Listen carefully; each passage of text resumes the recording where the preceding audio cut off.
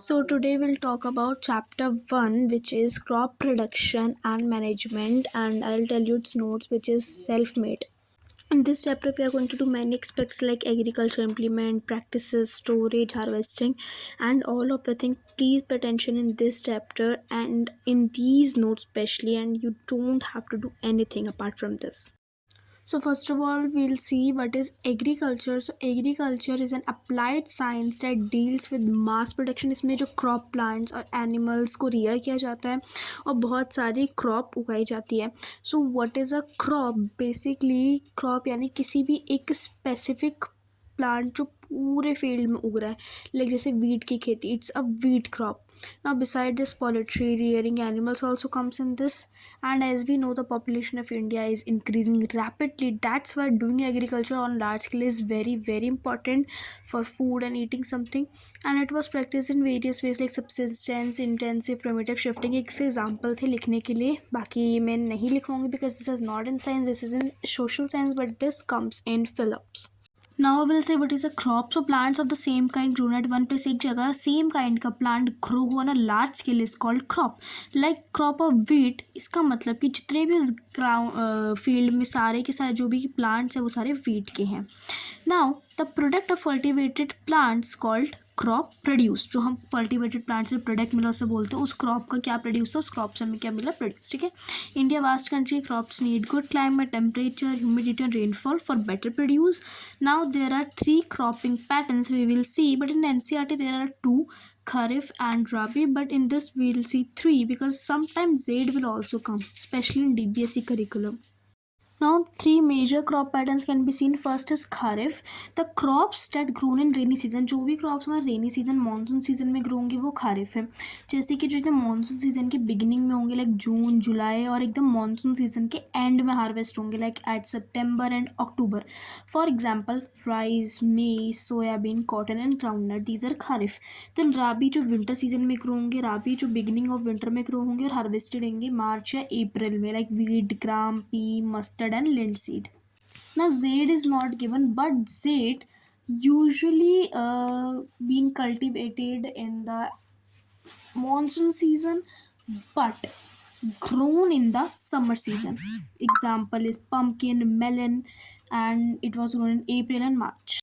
सो अब हम देखेंगे अबाउट एग्रीकल्चर प्रैक्टिसेस, यानी कोई सी भी क्रॉप को कुछ भी एग्रीकल्चर करने में उसमें क्या क्या चीज़ें इन्वॉल्व होती है. सबसे पहला प्रिपरेशन ऑफ सॉइल. सॉइल की प्रिपरेशन करना ज़रूरी, एकदम फर्स्ट स्टेप है ये क्रॉप को ग्रो करने का.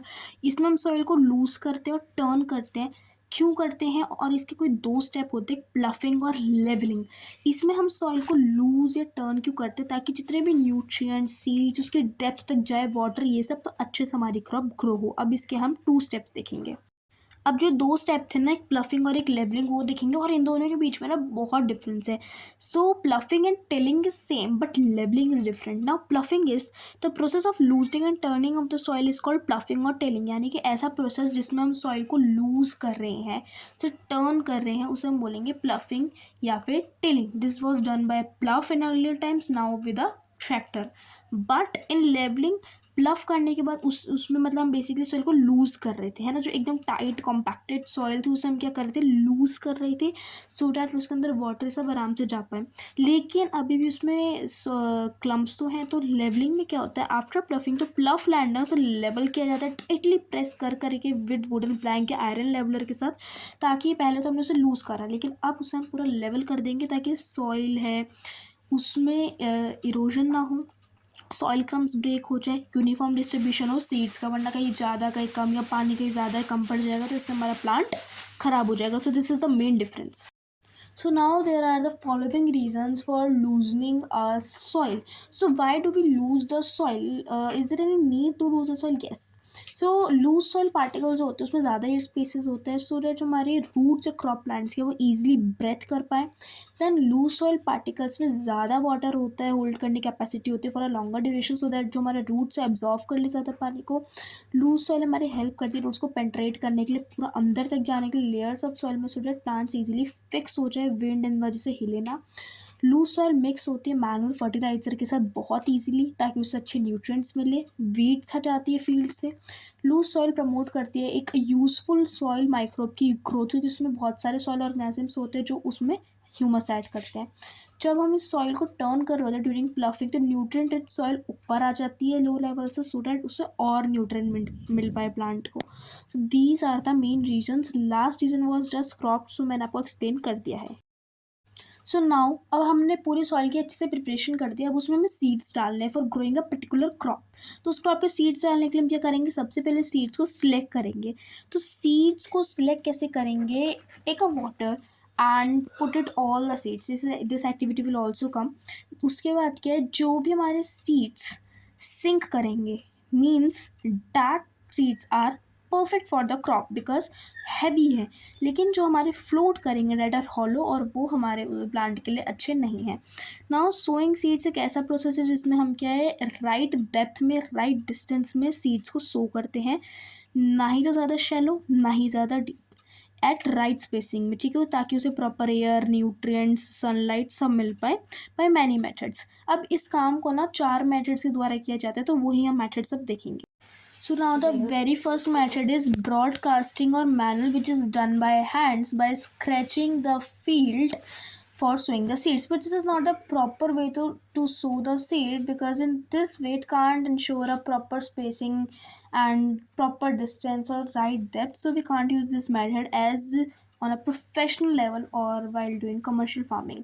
And the second one is by traditional tools like some funnel shaped thing which was piers on the vertical long tubes of a plough shaft which is driven by bullocks। उससे एकदम right spacing पे हमारे एकदम right spacing पे seeds हमारे piers होते हैं।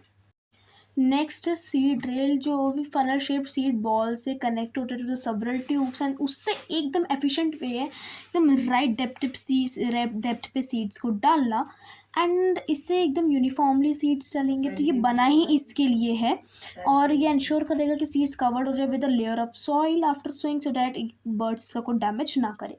Then the last one is transplantation.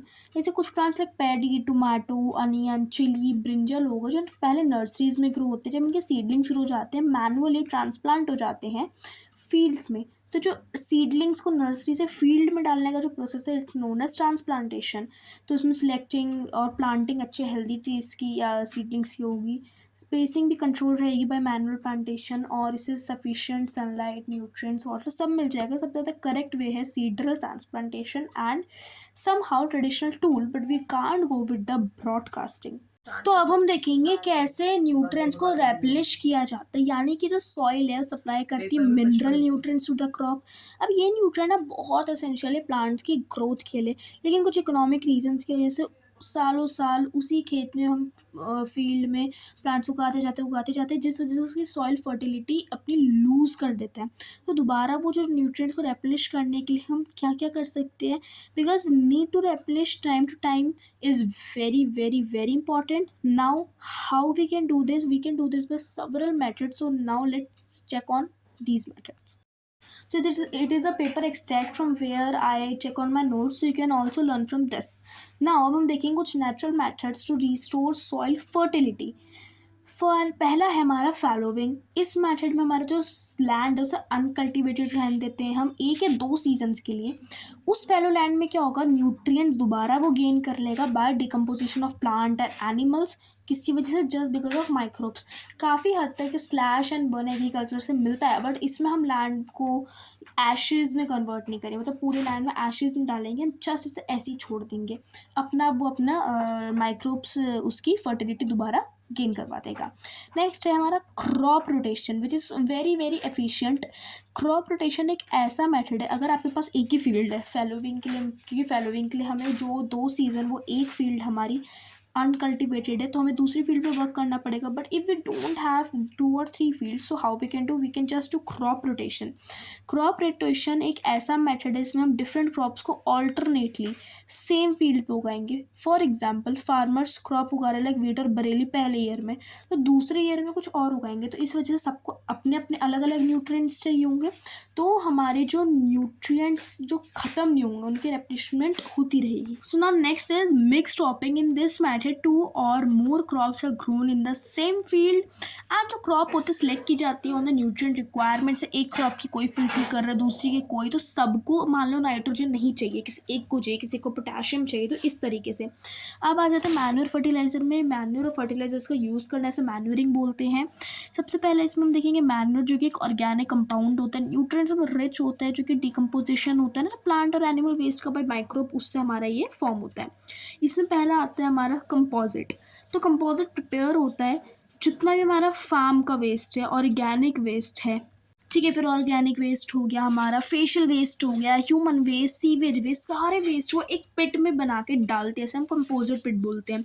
इस प्रोसेस को उसमें प्रोड्यूस होते कंपोजिट, उसे कंपोजिटिंग बोलेंगे। एक बायोलॉजिकल प्रोसेस है जिसमें माइक्रोब हमारे डिकम्पोज करते सारे के सारे ऑर्गेनिक मैटर को और कन्वर्ट कर देते इसे मैन्यूर में, इसे कंपोजिटिंग बोलेंगे इस प्रोसेस को। नाउ कंपोजिट हमारा रिच होता है ऑर्गेनिक न्यूट्रिएंट में, जो फाइनल प्रोड्यूस है इसे कंपोजिट बोलेंगे, रिच होता है ऑर्गेनिक न्यूट्रिएंट्स में।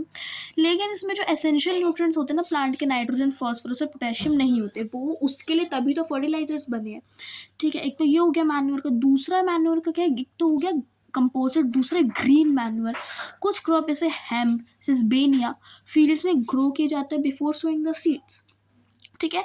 तो they are then plough back into the soil when seedlings are young, जब वो यंग होते हैं सीडलिंग, उन्हें अगेन प्लफ बैक कर दिए जाते हैं इनटू द सॉइल। तो इस तरीके से जो प्लांट का डिकम्पोजिशन हो रहा है सॉइल की फर्टिलिटी को इंक्रीज करने के लिए, that is green manure, green plants के द्वारा हो रहा है, सॉइल इरोजन और लीचिंग से ही बचाएगा। अब हम देखेंगे then fertiliser. Fertiliser human made chemical substance है, इसमें जो एसेंशियल न्यूट्रिएंट्स है ना वही है, बस ऑर्गेनिक नहीं है, बट पोटेशियम, फॉस्फोरस, नाइट्रोजन सब है। तो अगर नाइट्रोजन की बात आई गई तो मैं आपको एक नाइट्रोजन साइकिल के बारे में बताती हूँ, which is also in our book. What is this? तो हमारे कुछ ऐसे लिग्मिनस प्लांट्स होते हैं like your grams, peas. This is not defined in the book, but I'm telling you this will definitely come. तो इन अब जो प्लांट्स है ना, ये इनमें राइजोबियम नामक बैक्टीरियम होता है जो एटमॉस्फेरिक नाइट्रोजन को नाइट्रेट्स में कन्वर्ट करते हैं, जो प्लांट्स यूज़ करें, क्योंकि डायरेक्टली नाइट्रोजन तो प्लांट्स यूज़ नहीं कर सकते। तो अब आगे बढ़ते हैं, दीज आर फर्टिलाइजर्स, ठीक है, जैसे नाइट्रोजन, फॉस्फोरस, पोटेशियम जो हमारे फैक्ट्रीज में प्रोड्यूस होते हैं। कुछ एग्जांपल्स जैसे नाइट्रोजनस फर्टिलाइजर होता है पहला, इसमें urea, ammonium, sulphate, sodium nitrate, इसमें नाइट्रोजन होता है इन फर्टिलाइजर में। फिर एक होता है फॉस्फेटिक फर्टिलाइजर, इसमें फॉस्फेट होता है, जैसे सल्फर फॉस्फेट, एल्यूमिनियम फॉस्फेट, इससे एग्जांपल्स आ सकते हैं। देन पोटेशियम, पोटेशिक फर्टिलाइजर से पोटैश, पोटेशियम, सल्फेट, ठीक है। फिर एक आता है कॉम्प्लेक्स, जिसमें मिक्सचर होता है नाइट्रोजन और फॉस्फेट का मिलकर नाइट्रोफॉस्फेट, अमोनियम फॉस्फेट का मिलकर अमोनियम फॉस्फेट, इस तरीके से कॉम्प्लेक्स मिक्सचर होते हैं, जैसे यूरिया भी आ जाता है इन तीनों को मिलाकर, ठीक है। अब क्या है, आप इधर से देख सकते हो जो कि कंटेक्स्ट से, अब ये फर्टिलाइजर सॉल्यूबल होते हैं वाटर में, इसलिए इजीली अब्जॉर्व किए जा सकते हैं by plants and increase the crop yield. तो फर्टिलाइजर यूजुअली अप्लाइड होते हैं बाय स्प्रेइंग, स्प्रेयर या इरिगेशन कैनाल्स के थ्रू। एडवांटेजेस क्या होते हैं मैन्योर का, जो ऑर्गेनिक मैन्योर होता है ना इज बेटर देन फर्टिलाइजर, लेकिन इसमें essential nutrients like nitrogen, phosphorus, potassium नहीं होगा।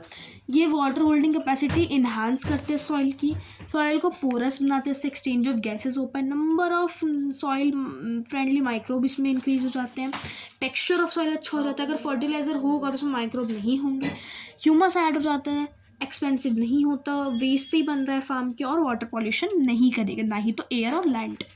Also I post all these notes on community. So कि अब क्या है ना, यहाँ पे हम फर्टिलाइजर और मैन्योर के बीच में डिफरेंस देखेंगे, which was also come in exams. तो पहला एक पैरामीटर, अलग अलग पैरामीटर्स पे इन दोनों को डिफ्रेंशिएट करेंगे। पहला पैरामीटर है नेचर। फर्टिलाइजर्स नेचर में इनऑर्गेनिक होते हैं because they are made in factories, लेकिन मैन्योर नेचुरल ऑर्गेनिक सब्सटेंस होते हैं। फिर आता है प्रिपरेशन, ये फैक्ट्री में प्रिपेयर होते हैं फर्टिलाइजर, बट मैन्योर हमारे डिकम्पोजिशन के द्वारा होते हैं। फिर आता है ह्यूमस के मामले में, तो इनमें तो ह्यूमस नहीं होगा जो फर्टिलाइजर है फैक्ट्रीज में बन रहे, लेकिन जो मैन्योर है उसमें ह्यूमस ही तो ज़्यादा होता है। फिर जो अमाउंट होगा न्यूट्रिएंट्स का, इनमें से पोटेशियम, फॉस्फोरस, नाइट्रोजन इसके लिए इंपॉर्टेंट है, सब मिल जाएगा, लेकिन इसमें प्लांट न्यूट्रिएंट्स नहीं होगा मैन्योर में। फिर कॉस्ट के मामले fertilisers are costly because they are made in factories, लेकिन ये एक्सपेंसिव नहीं होगा मैन्योर, क्योंकि ये वेस्ट से बन रहा है। एग्जाम्पल यूरिया, पोटैश फर्टिलाइजर के, और सन हेम्प और सेसबेनिया जो बताया था ना ग्रीन मैन्योर में, वो हमारे मैन्योर के हो गए, ठीक है। एडवांटेजेस ऑफ फर्टिलाइजर्स के भी हम देख लेते हैं। तो वाटर पॉल्यूशन तो बहुत करेगा, लेकिन हाँ जो हमें चाहिए नाइट्रोजन, फॉस्फोरस, पोटेशियम वो हमें मिल जाएंगे। नॉन डिग्रेडेबल रहेगा तो सॉइल पॉल्यूशन सब होगा। तो एडवांटेजेस तो इसके कम है, डिसएडवांटेज ज़्यादा। एडवांटेज तो उसका बस एक ही है, इसको भी देख लो जो आगे के चौथा और पांचवा और एग्जाम्पल्स आपको मैं बता चुकी, ठीक है। अब इसके बाद हम क्या देखेंगे, नेक्स्ट स्टेप, इसको भी ग्रो थ्रू कर लो जो आपको एडवांटेज और डिसएडवांटेज बताए मैंने फर्टिलाइजर्स के। तो भाई अब आपने ना पहले प्लफ कर दिया, लेवल कर दिया, सीड्स डाल दिए, मैनूर फर्टिलाइजर डाल दिए, लेकिन पानी डाला क्या? नहीं ना, हमको पानी की ज़रूरत है, वैसे इनको भी तो supply of water to crop plants at regular intervals, इसे इरिगेशन बोलते हैं। रेगुलर, इरेगुलर नहीं, कभी मन किया तो दिया, नहीं किया तो नहीं दिया। वाटर सबसे ज़्यादा वाइटल चीज़ है, ऐसा वाइटल सब्सटेंस है जो सभी को चाहिए होता है। प्लांट्स 90% तो वाटर कंटेन करते हैं। Now why they need water, reason, तो वो रीज़न हम यहाँ पे देखेंगे। सबसे पहला उसकी proper growth, flowers, fruit, seeds के डेवलपमेंट के लिए। दूसरा उसके रूट्स एब्जॉर्व कर पाए मिनरल और फर्टिलाइजर्स के साथ उसे। जर्मिनेशन, किसी भी सीड को बोने के लिए। फोटोसिंथेसिस वाला प्रोसेस के लिए, है ना, न्यूट्रिएंट्स डिजॉल्व करने के लिए अपने आप में, ताकि हर एक पार्ट तक ट्रांसपोर्ट हो पाए। प्रोटेक्ट करने के लिए क्रॉप को फ्रॉस्ट, एकदम ठंडी और एकदम हॉट एयर करंट से। तो अब आपको पता है कि इरिगेशन के भी टाइप होते हैं, ये भी आ सकता है अकॉर्डिंग टू टीपीएससी करिकुलम, इसलिए पूरा एक ही शॉर्ट में सब बता रही हूँ। सबसे पहले हम देखेंगे यहाँ पे क्रॉप बेस्ड इरिगेशन, ठीक है। क्रॉप बेस्ड इरिगेशन क्या होता है, कुछ क्रॉप को क्या ज़्यादा पानी चाहिए होता है, वाइल किसी को कम। तो एग्जांपल्स है, राइस को पैडी होता है ज़्यादा, लेकिन वीट, कॉटन सबको कम चाहिए होता है। तो उस हिसाब से इरिगेट करना फील्ड को क्रॉप के बेसिस पे। फिर सॉइल, किसी को ज़्यादा किसी को कम। जैसे सॉइल, सैंडी सॉइल को ना फ्रिक्वेंटली इरिगेशन करना से क्या हो जाता है, पुअर वाटर रिटेनिंग कैपेसिटी होती है उसको, तो उसे फ्रिक्वेंटली इरिगेशन करना पड़ता है। लेकिन क्ले सॉइल को ना कम फ्रिक्वेंट इरिगेशन देना पड़ता है, उससे गुड वाटर रिटेनिंग कैपेसिटी होती है, वरना ख़राब हो जाएंगे। तो सॉइल के बेस पे भी देखना पड़ेगा। फिर सीजन, गर्मियों में ज़्यादा दोगे, ऐसा तो है नहीं कम दे दोगे, क्योंकि इवेपोरेशन भी हो रहा होता है, उसका रेट भी इंक्रीज हो जाता है। तो सीज़न के बेसिस पे भी, तो इन तीनों के बेसिस पे हमें क्या है, पानी यानी कि इरिगेट करना है, क्रॉप, सॉइल और सीजन। तो यहाँ पे इरिगेशन कुछ सोर्स है, जैसे कि well, tubewell, pond, lake, river, tanks, canal, सबके साथ दे सकते हैं ना। अब कुछ ट्रेडिशनल मेथड भी इरिगेशन के, वो भी हम देख लेते हैं। तो आप इस एक्सट्रैक्ट से पढ़ना। तो वाटर अवेलेबल है वेल, लेक, कैनल में लिफ्टेड होता है, बट डिफरेंट इरिगेटिंग मैथड्स। तो ये कैटल अलग अलग कंट्री में अलग अलग जगह, जैसे कैटल ह्यूमन लेबर हमारा यूज़ होता है, जैसे पहले के टाइम पे चीपर और लेस एफिशिएंट होता था। ट्रेडिशनल वे जैसे मॉड, पुलेट सिस्टम, चेन पम्प, देख ली, राहत, ये सब पुराने टाइम पे हमारे क्या है, यूज़ होते थे। और जो मॉडर्न सिस्टम है, जैसे ड्रिप और स्प्रिंकलर, जिनके बारे में आपको वेल डिफाइन किया है। ड्रिप सिस्टम में क्या होता है, इसमें जो होल्स होती है ना पाइप की, इसमें वो अलाउ करती है वाटर को ड्रॉप बाय ड्रॉप रूट्स पे जाने के लिए, ताकि वाटर वेस्ट ना हो और वाटर सेफ भी हो, ठीक है, वाटर लॉस भी ना हो इवेपोरेशन के थ्रू। और ये क्योंकि वाटर एक बून है हर रीजन में, है ना, जहाँ पे कम पानी है, तो उसके लिए तो ये सिस्टम मतलब वरदान है, एकदम राइट अमाउंट में पानी जाएगा भाई। इसके बाद स्प्रिंकलर, जो ऐसे स्प्रिंकलर लगा देते ना पार्क्स में, सब में पानी जाता रहे, परपेंडिकुलर पाइप्स होती है रोटेटिंग नोजल्स के साथ, वही बस होता है। इसके बारे में आपको डिफाइन कर रखा था, बाकी किसी के बारे में आपको डिफाइन नहीं कर रखा था। इससे हाँ पानी वेस्ट हो सकता है, बट हम क्या करें, स्प्रिंकलर सब बड़े बड़े पार्क्स में तो यही करना पड़ेगा, बूंद बूंद करके डालेंगे, पता नहीं कब तक होगा। एक्सेसिव इरिगेशन करने से वाटर लॉगिंग हो जाएगी, इस वजह से सॉइल में एयर वेयर कुछ नहीं जा पाएगी, फिर आपके प्लांट होगी ख़राब उसकी ग्रोथ। वाटर लॉगिंग वाला पार्ट इस एक्सट्रैक्ट से बता रही थी, पढ़ लो, पूरा पार्ट यहाँ पे अब खत्म हो जाता है इरिगेशन का। तो आ जाओ भाई, अब हम देखते हैं पानी भी डाल दिया, अब क्रॉप को प्रोटेक्ट कैसे करें। सबसे पहली चीज़, इसे वीड से कैसे प्रोटेक्ट करें। जो अनवांटेड प्लांट ग्रो जाते हैं ना एक मेन क्रॉप के आसपास फील्ड में, उसे हम वीड्स बोलते हैं। ये जो प्रोसेस होता है ना वीड को हटाने का, इसे हम वीडिंग बोलते हैं, जो कि हमारे बहुत मेथड्स होते हैं। तो मेथड्स वही हमें देखने। पहला मैकेनिकल मेथड, वीड्स हमारे हैंड से पुल आउट हो सकते हैं, या फिर हम सीड ड्रिल्स, खुरपी और हो इन सबका यूज़ भी कर सकते हैं इसके लिए। तो हम नेक्स्ट मेथड फटाफट से देखते हैं, because this is a rapid revision and we have to complete this under 30 minutes. तो अब हम देखेंगे केमिकल मेथड, जिसमें हम केमिकल्स के द्वारा वीड्स को किल करेंगे। कुछ ऐसे केमिकल स्प्रे करेंगे, इनका नाम भी याद करो, 2 और यहाँ पे 4D। 4D यानी डाई सल्फ्रो ट्राइफ्लोरोनिक एसिटिक एसिड, इसे हमें बिल्कुल याद कर लेना है। बायोलॉजिकल मेथड वही अगेन डिकम्पोजिशन वाला, जिससे हम वीड्स को हटाएंगे। इसे पूरा पढ़ लो, ये एक्सट्रैक्ट मैंने खुद से बनाया है। Now it's the time to harvest it. So usually ना 3 से 4 महीने लगते हैं एक सीरियल क्रॉप को मैच्योर होने में. और उसके बाद जो अभी मैच्योर हो जाती है, जो पूरा प्रोसेस होता है उसे कट करने का, क्रॉप को गैदर करने का, उसके मैच्योरेशन के बाद उसे हम हार्वेस्टिंग बोलते हैं. हार्वेस्टिंग हमारा अलग अलग कंट्रीज़ में अलग अलग उससे होता है. ठीक है, एक बार जब क्रॉप उग जाए तो हार्वेस्ट हो जाएगी. उसके बाद थ्रेशिंग होगी, इसमें बीट करके हम जो चाफ को अलग कर देते हैं उसे. देन कंबाइन हार्वेस्टिंग सबके द्वारा हो सकता है. उसके बाद हम आते हैं विनोइंग में, जहाँ पे हम जो ग्रेन्स को हस्क से अलग कर रहे होते हैं. ये भी हमारा हाथों से हो सकता है, विंड के डायरेक्शन में हो सकता है, कैसे भी हो सकते हैं. ठीक है, अब ना एक बहुत इंटरेस्टिंग चीज़ देखते हैं हम.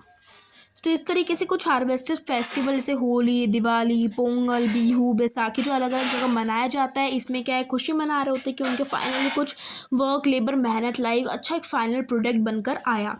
अब हम सबसे लास्ट में देखते हैं स्टोरेज. स्टोरेज, जब हम ग्रेन को स्टोर करें गोडाउन ग्रैंडरीज में, पेस्ट रैट्स ना लग जाए. Not this the end of the chapter. पूरा chapter explanation just in 20 minutes, rapid revision. Go through with this before the exam. Now this is 1 week left in this. Extracts and all the notes were sent on community, and sorry for noise disturbation of backgrounds. And this is all for chapter 1. Now next chapter note will come on chapter number 2, which is also self-made, and you can blindly trust on my notes. This will successfully got